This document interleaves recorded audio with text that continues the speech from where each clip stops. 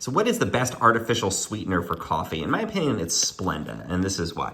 So Splenda has, I think, the closest flavor to real sugar. It's sucralose. It has less of the sort of chemically flavor that you get with some other artificial sweeteners. And it is artificial, so it's not natural like stevia or monk fruit, but I think it has a stronger sugar flavor than some of those alternatives. One that people like a lot is erythritol, which is a sugar alcohol. It's a calorie-free sweetener. It is natural. My problem with it is that it is toxic for dogs, so I don't like to have it in my house since I do have dogs, but that's a popular one.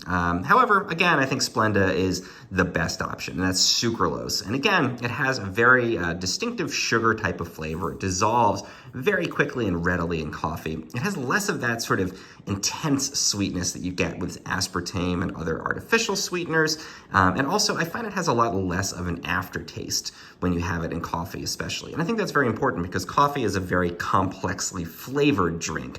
You get a lot of different flavor compounds in coffee.